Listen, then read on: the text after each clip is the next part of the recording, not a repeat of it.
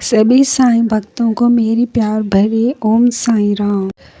साईं बाबा जी आज के संदेश में कहते हैं कि साईं नाम उद्धार करता है।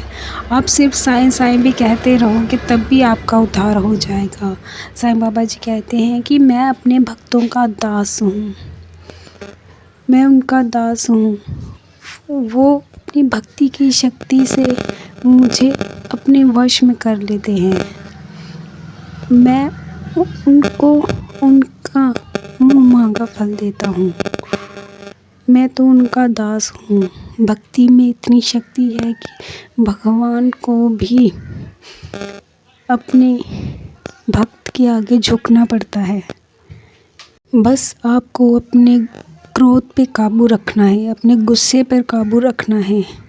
बिना वजह किसी भी तरह का क्रोध करना, गुस्सा करना, किसी की भावनाओं को ठेस पहुंचाना, ये आपको मंजिल से बहुत दूर ले जाता है। और जो दूसरों की तकलीफ़ को अपनी तकलीफ़ समझते हैं और मैं उन पर कभी कोई तकलीफ़ आने ही नहीं देता।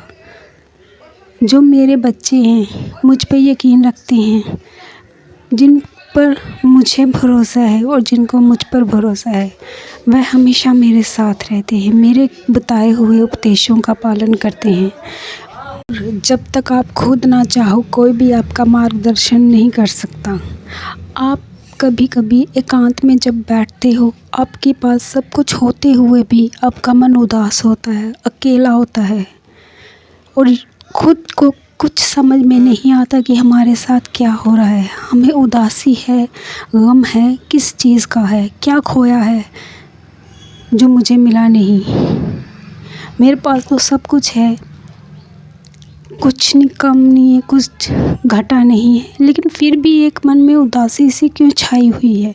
उस वक्त और कुछ नहीं, जो आपकी आत्मा होती है वो उस परमेश्वर से, खुदा से, भगवान से, अपने इष्ट से मिलने को तरस रही होती है।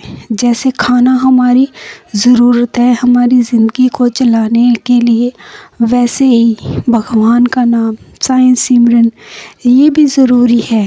हमारी आत्मा की खुराक है ये। हम अकेले होते हैं और कभी कभी हमें ऐसा महसूस होता है कि हमारा मन उदास है, रोने का मन करता है। वो हमारी आत्मा की तड़प होती है जो भगवान से मिलने को, अपने घर जाने को तड़प रही होती है। जो इस कलयुग में इंसानी जामे में आकर इतने दुख भोग रही है, कष्ट भोग रही है, अपने पूर्व किए हुए कर्मों को भोग रही है और नए कर्म तैयार कर रही है।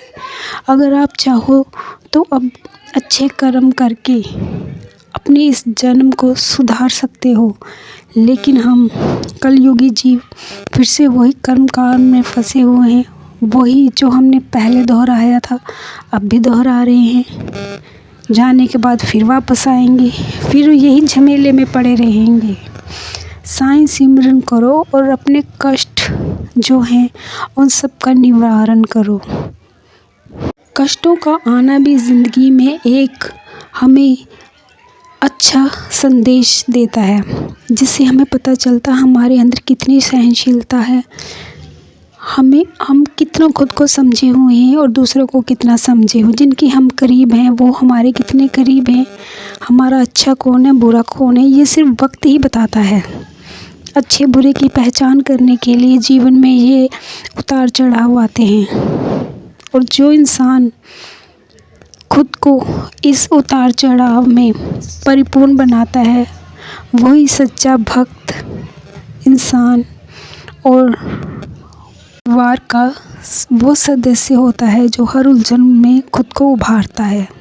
और ज़्यादा कष्ट भी भगवान उसको देता है जिसे वो इसी जन्म में साफ स्वच्छ पाक बनाकर अपने पास ले जाए।